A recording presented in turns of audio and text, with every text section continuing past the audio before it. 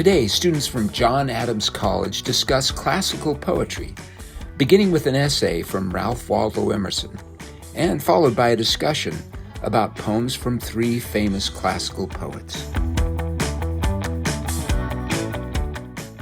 Here we are at John Adams College. Just finished the semester for the year, and before we end, we want to have this podcast session to discuss some of the things we learned. My name is Trevor Dykes. I'm Anna Mullis. I'm Eden Johnson. And today we're going to specifically be discussing some classical American poetry from a few selected poets. So we want to start off with Ralph Waldo Emerson. Emerson wrote an essay titled The Poet, which analyzes the role of the poet in society and gives us an idea of why poetry is necessary to help us. He brings up this idea that there's the knower, the doer, and the sayer. And I think all of us here actually have different ideas of what he means by those three.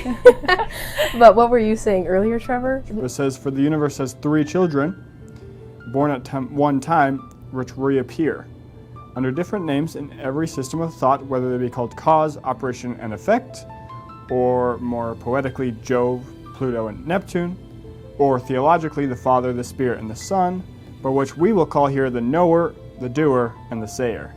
These stand respectively for the love of truth, for the love of good, and for the love of beauty. That's what Eden was saying, right? That's what you were saying. But then these three are equal. And so later he says, the next page he says, the poet does not wait for the hero or the sage. So it means that we have the three, the knower is the sage, the doer is the hero, and the poet is the sayer, the one who loves beauty.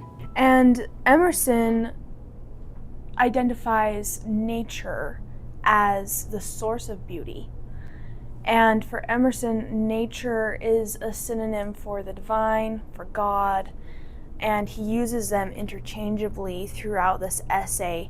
But beauty, as Trevor stated, is really the main inspirer for the poet. And so he recognizes the significance of beauty and then delivers it in a way that we recognize that significance as well. Why do we think that that is important? Why would a society need to recognize beauty? I thought it was interesting how he separates the knower, he titles as, right below, the love of truth. And then it separates as the poet as the love of beauty. In de Tocqueville, he makes it very clear that the poet does not speak truth. The poet does not speak truth. He presents an ideal to the people, which I find fascinating. And I think that's important to recognize, is that, the poet isn't there to tell people the truth or present the truth. It's to present beauty. I don't think truth is everything, his factual truth. That's not all we need. My favorite quote from this essay was, he says, "It is in me and shall out," as this way of, I have all these deep feelings and this deep connection with the earth, and I need to express it in some way. And so I think for that reason, the poet is very important, in that we feel, we're not just beings with brains. We don't just think, we actually feel, and we need a way to express. Yeah. Did you not see it that way? Well, I see where you're coming from. Yeah. I think, in society, we praise those who bring us truth, the scientists, the inventions, and we praise those who do good things, right? The heroes, the generals, the presidents, those are the ones that generally get biographies written about them, right? And we don't really focus as much in society about beauty. And so it's a very bold claim to say that beauty is just as important as truth, even though it's not truth. Well, I think that Emerson would say that beauty is the source of truth, which is a different take than I think we would have. But for his argument, beauty as a synonym with nature or God is the source from which all eternal principles come from. And so he says in here that the poet the true poet, the capital P poet, that he doesn't just master meter, but that he has a meter-making argument to make. And so, in other words, he has to have something worth communicating. And Emerson says that where that principle or that argument comes from is nature.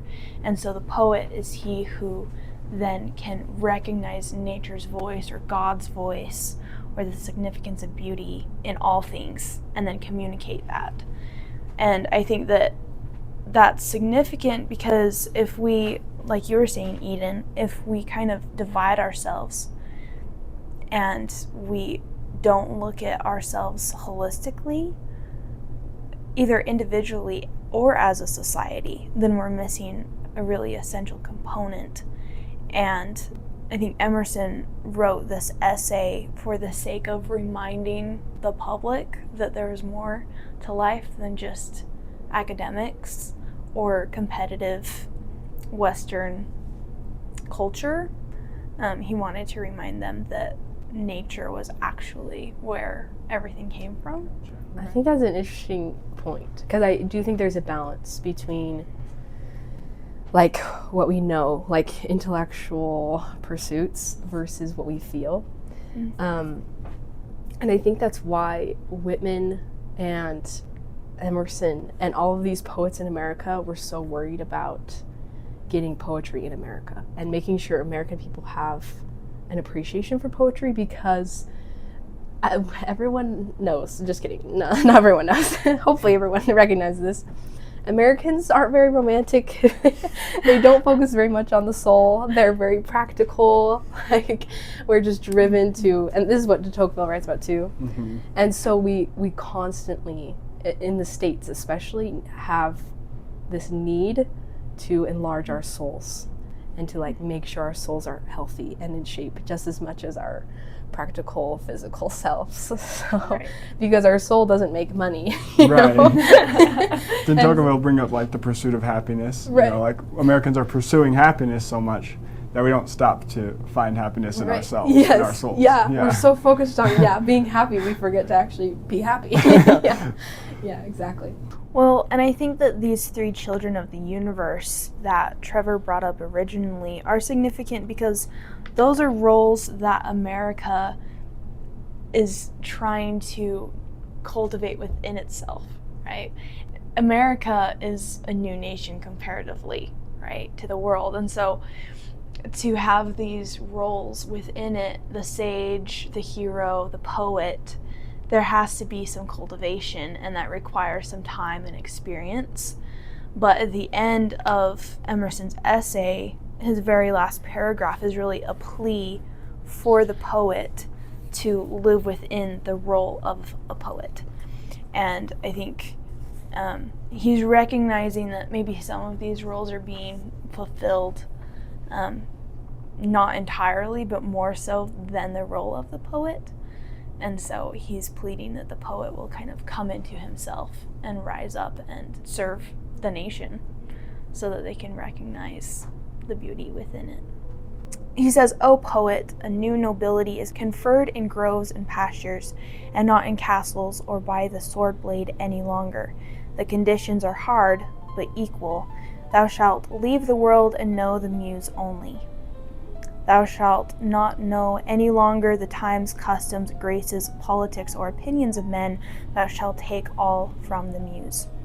And then he goes on to say, "Thou true landlord, sea lord, air lord, wherever snow falls, or water flows, or birds fly, wherever day and night meet in twilight, wherever the blue heaven is hung by clouds, or sown with stars, wherever are forms with transparent boundaries, wherever are outlets into celestial space, wherever is danger and awe and love, there is beauty, plenteous as rain, shed for thee. And though thou shouldst walk the world over, thou shalt not be able to find a condition inopportune or ignoble." That really highlights his nature, right? True landlord, sea lord, air lord is one who can look at these and see the beauty.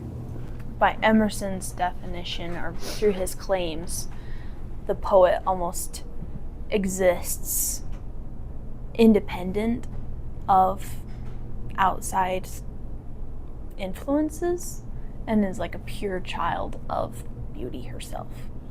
So that reminds me of the more classical Greek and Roman idea of poets, where they're supposed to judge society because they're separate from society. Mm-hmm. So would the poet, according to Emerson, would that include people who don't write verse, but instead paint paintings or write music or other scores of things that are beautiful but aren't necessarily the written word? I think that he would say in one context, yes. Okay. But in the essay, he doesn't refer directly to people like that, except for like one paragraph. Who loves nature, who does not? It is not only poets and men of leisure and cultivation who live with her, no, but also hunters, farmers, grooms, and butchers, though they express their affection in their choice of life and not in their choice of words. And then he goes on to say, the world is a temple because of their coarse but sincere rites. And so he recognizes that everyone needs beauty, right? It's a component within us that's necessary, that soul that we all have. But the poet seems to magnify it to a greater degree. And so those who live poetically and express that worship for beauty through action, Emerson recognizes. But I think in the essay, he's talking specifically about the poet who uses words. I think you're right. And actually, I think that's where I disagree with Emerson. Because I think, from his perspective, up to this point, that has been the poet's role, is to get people intact with nature and their souls, right? Mm. But I don't know. Ever since Emerson, I think in the United States especially, we've found other outlets and different ways to connect with the soul. Mm-hmm. But that might just be me, through music or art. I feel like we've emphasized, and maybe we're lacking, because I don't think a lot of Americans today read poetry. I love music. I listen to tons of music, but there's something different about words that are musical in and of themselves. And sometimes there are songs like that where if you strip the music away and you say the words, it's still, there's something to it. But there's something, it comes back in weird ways, where poems or things will be running through your head through times of difficulty, ways that normal conversations don't. But I think that poetry, written poetry, like what we have here, is a medium that can be utilized in different environments.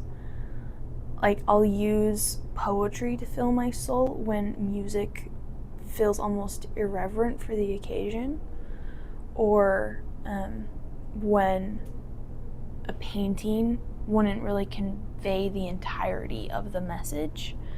Because you think of, beautiful paintings, they're wonderful, but if they're trying to convey a concept, there either needs to be symbols that already have meanings attached to them, or there needs to be figures that will convey that meaning through body language.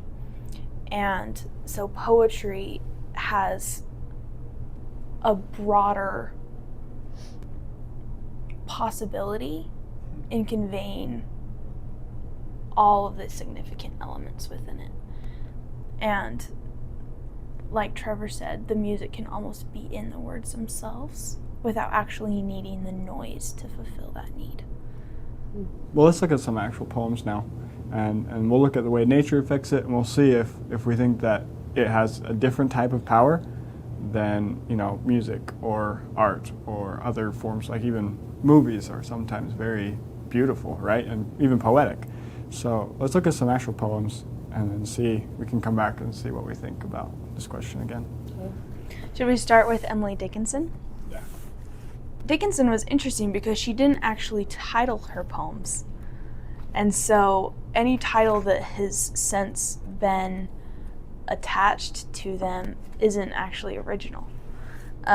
So this poem can be identified through the first line, which starts with, "I dreaded that first robin so." And nature definitely plays a really big part of this one. So she says, "I dreaded that first robin so, but he is mastered now. And I'm accustomed to him grown. He hurts a little though. I thought if I could only live till that first shout got by, not all pianos in the woods had power to mangle me. I dared not meet the daffodil, for fear their yellow gown would pierce me with a fashion so foreign to my own.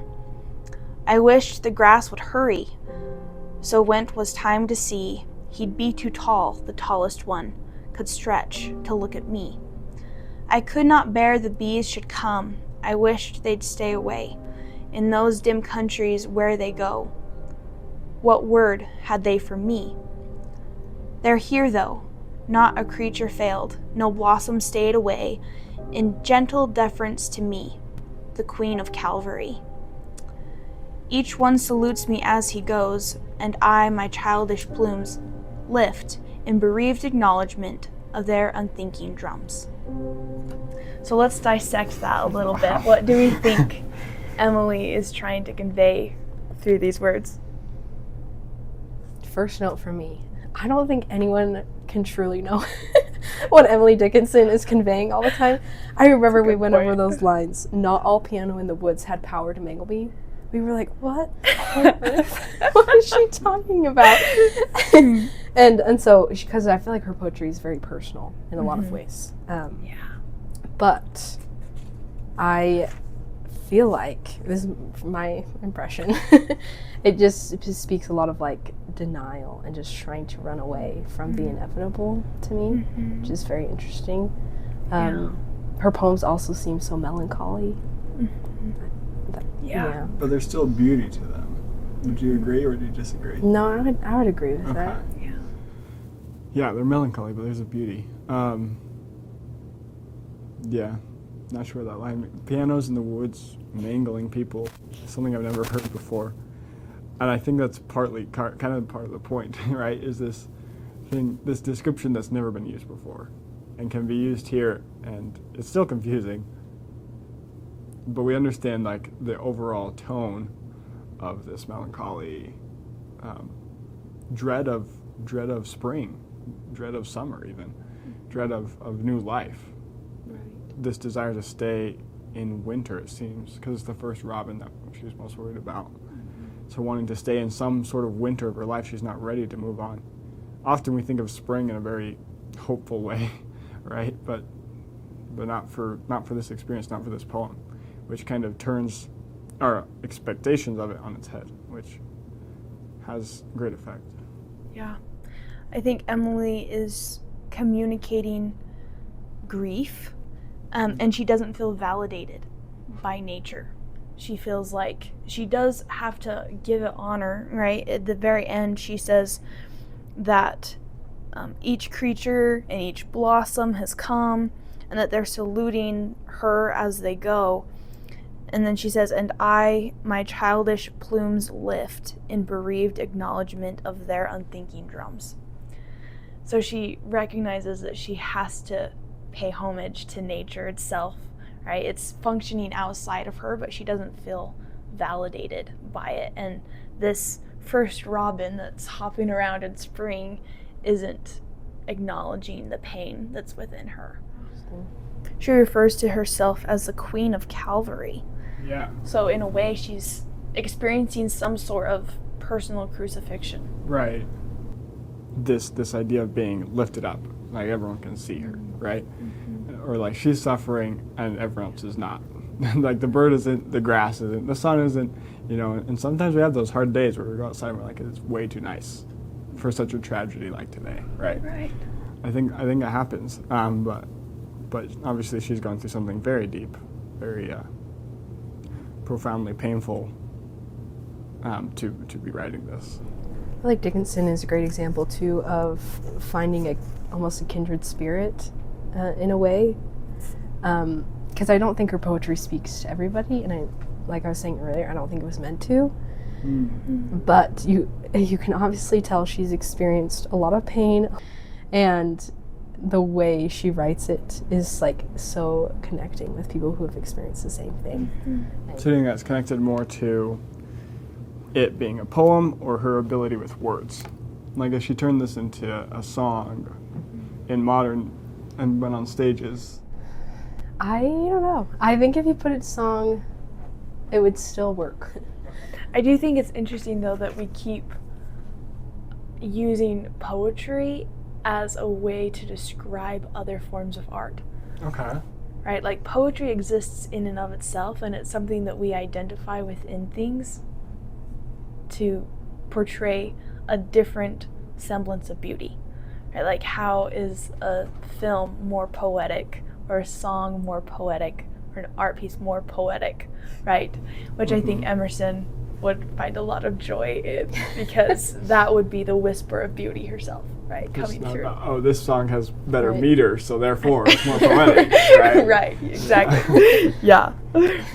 And I think that, you know, the strangest phrase that we've already talked about in this poem is the piano's mangling her in the woods, right? But if you dissect that into the different components, pianos, the woods, and mangling. Pianos are inanimate objects, right? They cannot mangle someone. And the woods can portray different emotions. You know, sometimes they're more intense, or they're a symbol of being lost. But sometimes they're more calm, and they're a symbol of growth and abundance, right? But I think that Dickinson here is referring to the music of nature that others might identify as harmless, like a piano, right? Maybe we don't recognize the power. It slips by us. It's inanimate. And Dickinson, in this wooded area, whatever that wood may be conveying, is recognizing the music, and it's very painful, to the point that it's mangling her. It's tearing her apart. So I think that conveys just how sensitive of a soul Dickinson was. I think it's significant that Dickinson never set out to be a published poet. Oh, yeah. All of the poems that we have of hers were written just for her own enjoyment. And it was a way for her to express herself. And so we're almost getting a peek into her journal, in a way. And we know that she struggled with chronic pain for years. So maybe that's why there's this element of melancholy throughout all of it. And she wrote one every day, right? Or she tried to, at least. Yeah. Okay, now we're going to move to Edgar Allan Poe, and we're going to read The City in the Sea, which was written in 1845. And his poetry is very dark, which is a good representation of his life, I think, but in a very different way than Emily Dickinson, because Emily Dickinson, I feel like, is more sorrowful and sad. This is more almost gothic. Well, and we know that Poe, he was an opium user. There was definitely substance abuse in his life. And then he experienced childhood tragedy. And so there's almost this internalization of darkness within Poe. I don't know that he would identify himself as a victim to reality, but he seems to romanticize all of these villainous traits within nature, which, you know, Dickinson recognized that nature was almost mocking her pain, but for Poe, nature almost seems to be the instigator of it, in a way. Okay, so this is Edgar Allan Poe's The City in the Sea, published in 1845. Lo, death has reared himself a throne in a strange city lying alone, far down within the dim west, where the good and the bad and the worst and the best have gone to their eternal rest. There shrines and palaces and towers, time-eaten towers that tremble not, resemble nothing that is ours. Around, by lifting winds forgot, resignedly beneath the sky the melancholy waters lie. No rays from the holy heaven come down on the long night time of that town, but light from out the lurid sea streams up the turrets silently, gleams up the pinnacles far and free, up domes, up spires, up kingly halls, up fans, up Babylon-like walls, up shadowy long forgotten bowers of sculptured ivy and stone flowers, up many and many a marvelous shrine whose wreathed friezes intertwine the vial, the violet, and the vine. Resignedly beneath the sky the melancholy waters lie, so blend the turrets and shadows there that all seem pendulous in air, while from a proud tower in the town death looks gigantically down. There opened fans and gaping graves yawn level with the luminous waves, but not the riches there that lie in each idol's diamond eye. Not the gaily jeweled dead tempt the waters from their bed, for no ripples curl, alas, along that wilderness of glass. No swellings tell that winds may be upon some far-off happier sea. No heavings hint that winds have been on seas less hideously serene. But lo, a stir is in the air, the wave, there is a movement there, as if the towers had thrust aside, in slightly sinking the dull tide, as if their tops had feebly given a void within the filmy heaven. The waves have now a redder glow, the hours are breathing faint and low, and when, amid no earthly moans, down, down that town shall settle hence, hell, rising from 1,000 thrones, shall do it reverence. This poem is very descriptive. That'd be my first word. What do you guys think this poem is about? Poe definitely has more of a cadence to him than Dickinson, and that's true with all his poems. But this idea of I see it almost European type place, like castles, domes, spires, Babylon halls, and it's just silent, still, but covered in the dead, I guess, because it said that they had and the gaily jeweled dead are just laying there, so they have their riches, but it's fruitless, it's useless, and nothing is moving. Not the sky, not the sea. It's just this absolute stillness until the last stanza. Yeah. And within that last stanza, he refers to it as a void within the filmy heaven. The golden streets, it's not that kind of heaven for Poe, right? It's a filmy heaven under the sea where the vines are sculptures and they're stone that have been chiseled out. Nothing's actually alive. Everything's dead. And drowning and murky and mossy and beautiful in a context that I think Poe wanted to portray as. Poe's beauty is not the world's beauty. It's Poe's beauty, and it's dark. Yeah. But I do appreciate it for what it is. It seems rather like the first line says, where the good and the bad and the worst and the best have gone to their eternal rest. He's not describing some sort of punishment. He's just saying everyone is dead, and that's the end. It's just very hopeless, death looks gigantically down. What a line. Yeah. And it's where death has reared himself a throne. So they're under the power of death, and death is some sort of entity. And the sea's glowing a little bit, and there's this misty, foggy feeling to it. Mm-hmm. But lo, a stir is in the air. The wave, there is a movement there. So he kind of changes our attention, right? It's been just dreary, and then something's happening. Something's actually moving in the city under the sea. And who is it? Who's coming? Or what is coming, I suppose. Death's one throne is replaced with hell's 1,000 thrones. Mm-hmm. Why do you think hell has 1,000 more thrones than death? I think it's a portrayal of Poe's worldview. Okay. That even evil is going to triumph over the inevitable. And that's true for most of his poems, is he always ends them more sad or more depressed than the beginning. We talked a little bit about how Emily Dickinson kind of speaks to people who have felt sorrow and grief. What's Poe's audience here? Who is he speaking to, do you think? I think it's a similar audience, but the product is different. I think if we were to convey them in like color, Dickinson is almost like a grayish blue, and Poe is more grays and blacks. But I think that the source is still pain.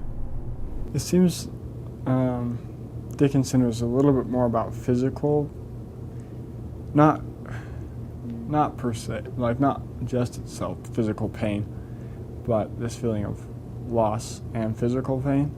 And Poe seems to be a little bit more on the side of still loss, but reading it you feel some mental pain or even dread of this silent city. This might be just me, but his poetry almost seems more, not fictional, but like mythical. Like I trust this is coming, this is real for Emily Dickinson. She feels what she's feeling. This almost has like a mixture of his personal experience and what he's feeling, and also his just imagination. Do you guys think that's true?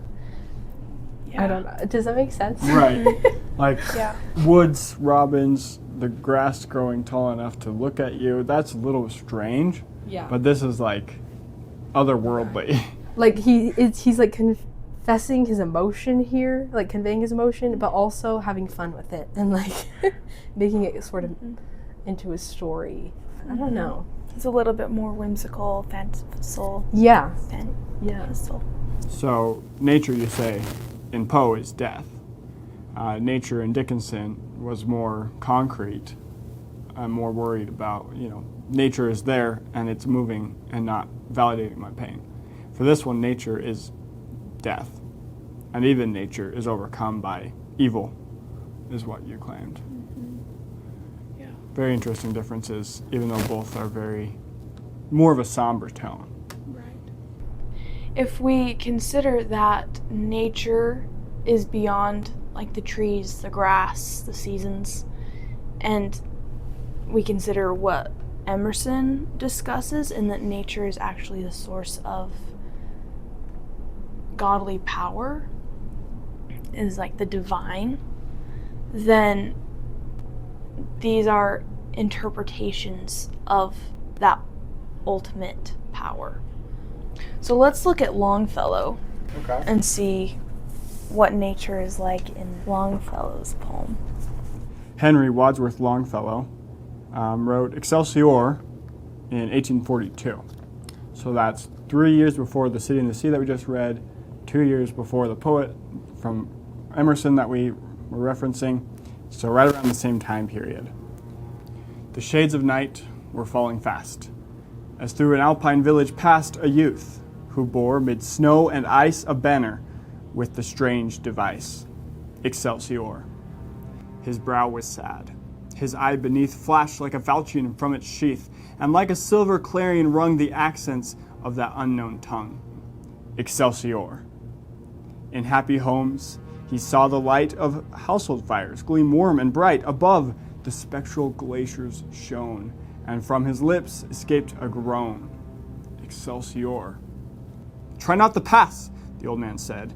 Dark lowers the tempest overhead. The roaring torrent is deep and wide. And loud that clarion voice replied, Excelsior. Oh, stay, the maiden said, and rest thy weary head upon this breast. A tear stood in his bright blue eye, but still he answered with a sigh, Excelsior. Beware the pine tree's withered branch, beware the awful avalanche. This was the peasant's last good night, a voice replied far up the height, Excelsior. At break of day, as heavenward the pious monks of St. Bernard uttered the oft-repeated prayer, a voice cried through the startled air, Excelsior. A traveler, by the faithful hound, half buried in the snow was found, still grasping in his hand of ice that banner with the strange device, Excelsior. There in the twilight, cold and gray, lifeless but beautiful he lay. And from the sky serene and far, a voice fell like a falling star. Excelsior. The beauty in here is the beauty of the doer. Before we talk more about the heroes, let's talk about what it means. In Latin, it means exalted or elevated or lofty.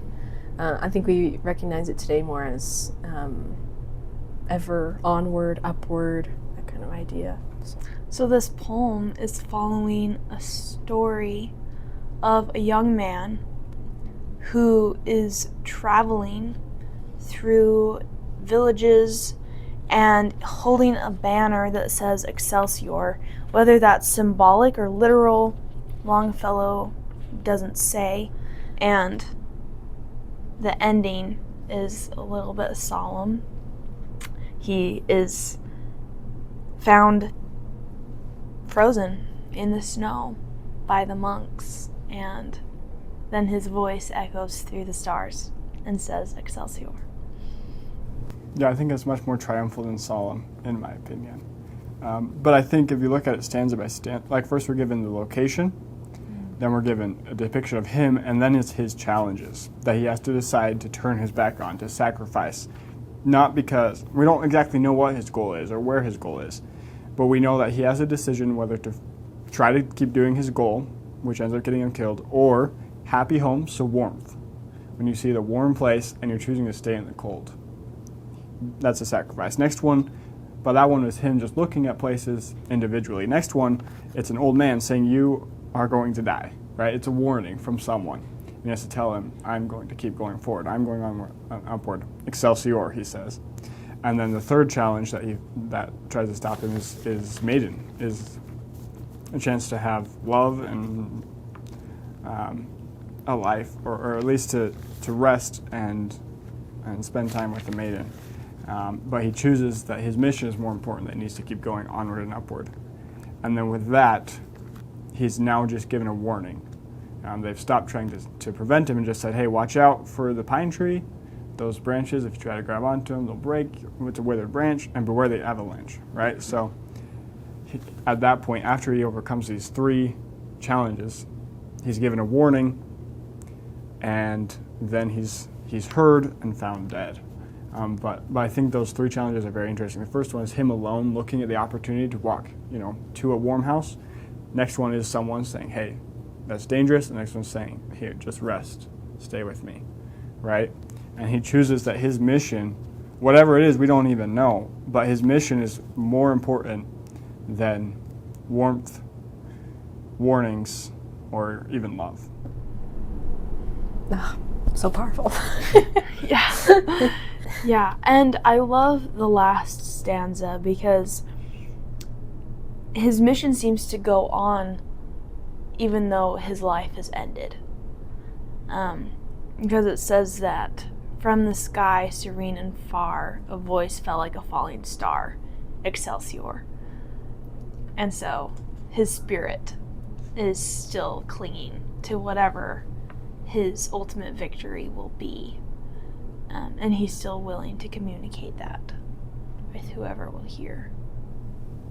I think that he is a hero, even though he dies, because he was doing what he said he was going to do.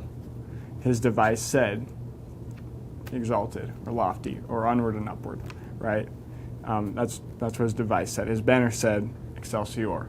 And so he died fulfilling that. And so in the end, just like you said, he was in the stars. Because of his death, it actually allowed him to succeed in his goal ultimately. Death, unlike for Poe, unlike even for the pain of Dickinson, the pain and the death here is just a means to succeed in your goal. It's not an effect of nature, an effect of life. You're facing nature and you might even lose against it, but that doesn't mean you've lost your goal. It's a very different mood shift from either of the other poems we've talked about. He's almost finding truth and beauty in the pursuit of your goal. It's not in the goal. Because I just think it's so beautiful. I love this poem. Out of all the poems, that caught me crying. I love a poem. But it's just this beautiful idea that the heroism isn't in achieving your goal and doing your mission. It's who you become and like who you choose. It's the process.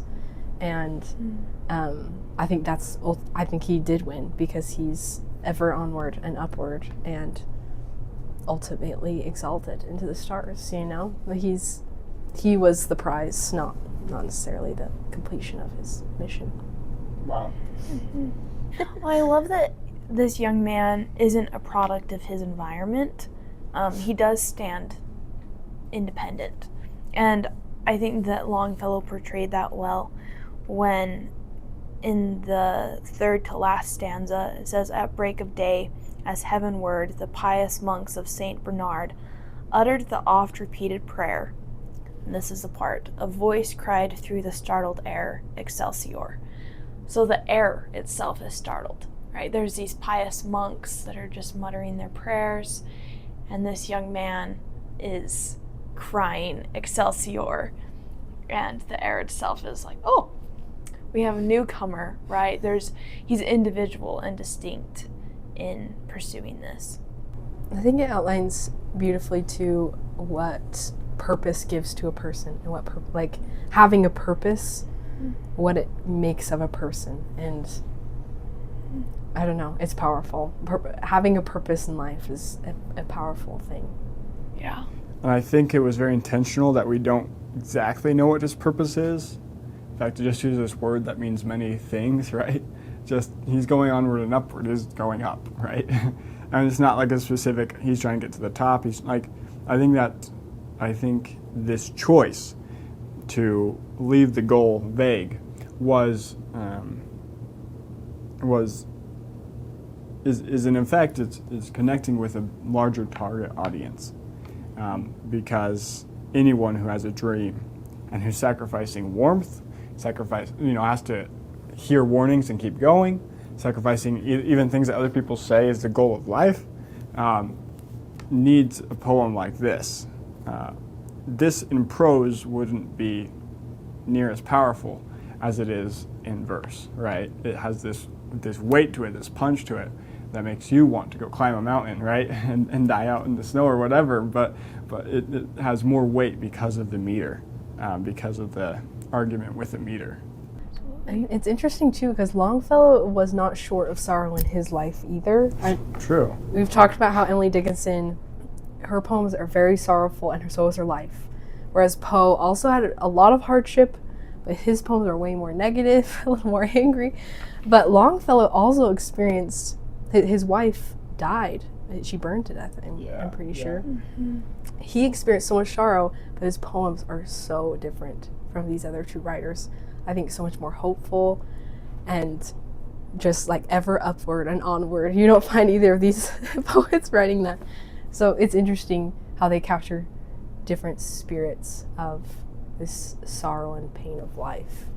So, as individuals reading their poetry, do we find beauty in all of these poems that we've read? Going back to what Emerson was talking about, is there beauty in all three of these poems? I think so.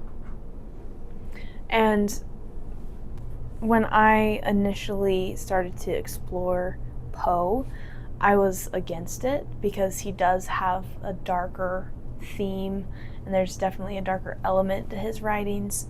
And generally I'm more of a Longfellow type of gal where I like the onward, upward, the brightness of hope.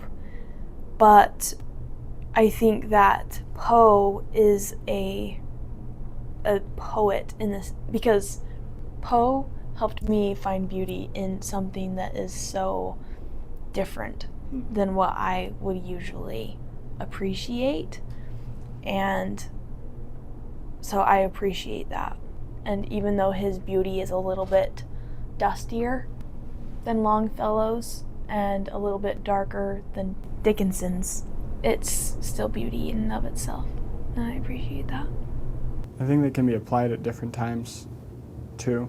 Like, to different people, sure, but even at the same person. Like, if I'm going through something, like I said, sometimes I've been going through hard experience and I'll have poems come to my mind. It won't be songs, Sometimes it will be, but there's a certain weight that poetry carries that comes in hard moments. And at different times, I might need a Dickinson type poem, and other times I might need a Longfellow type poem, right? And there's different times and different moods, and this variety is part of what makes it great, I think. Part of what shows the true beauty in all, right? Landlord, air lord, sea lord, whether it's, the mountaintop or under the sea, there's a beauty there, whether a fictional place or a fictional person, there's beauty. Yeah, and I think we all have a soul, and the poet's job is to get us in tap with that soul and our emotions and that beauty. And it's interesting how different poets speak to you at different times, because I know I kind of spoke negatively about Poe in the beginning as well, but whereas I'm crying while reading Longfellow. Sure. But in order to connect with the poet and in order to understand the poet, I think you kind of do need to be at least a little bit in tap with your soul and nature. And because if you're not experiencing sorrow or happiness or pain and feeling it, you can bring those feelings to the poet who puts it into verse. And so, yeah, like you were saying, depending on what you've felt or what you're feeling now, it connects you with different poets at different times. Yeah. Do you think part of the beauty is the complication of it? For example, like reading a prose about the first spring and how it's painful that things are moving on and she's not being validated in pain, where that is part of the beauty that comes from poetry is you won't feel its effect without taking time to focus on it. It kind of demands more audience participation. Is that a good thing, or is that a pro or a con? I think it's positive. It requires intention, and it's a means of connection between the poet and the reader. You can go to an art gallery and you can appreciate a work of art, but you're not putting anything into it other than observation. But with a poem, there is this work required to actually interpret it, and I think we get what we give. And we only recognize what we've come to know in ourselves. Right, and I think there's an aspect in poetry in that they're not writing for the audience, they're literally just writing what they feel with the trust that someone else is also feeling something similar. Yeah. And I think that's the beautiful thing behind it, is that poetry is based on this belief that there's a universal nature about us. We appeal to the same things, and the ability to write it and trust that it will connect with other people. That's my idea of it. I don't think they're thinking of the audience. I don't think Emily Dickinson is thinking of the audience for sure. Right. But just more journaling almost, just writing what she feels and being able to put it into words. So ultimately, to wrap this up, in Emerson, we talked a lot about three things: the sayer, beauty, and nature. So now we are going to discuss, just briefly go over the poems that we've read and how they fit into Emerson's idea of the poet as the interpreter of nature, of beauty, and bringing it to us. I think that Emily Dickinson did a really wonderful job of portraying a very soulful, deep type of beauty. I think she recognized beauty through adversity and was able to articulate that in a really beautiful, symbolic way. So I'd say that Dickinson definitely achieved what Emerson deemed as the qualifier for a poet. And on a different note, Edgar Allan Poe gives us a really dark dark poetry, which I think is very important because a part of poetry is that contrast. Emerson calls it beauty, but he also calls it nature. And nature is both light and dark. And so I think Edgar Allan Poe would be called a poet by Emerson because he does present this dark side of nature that I think is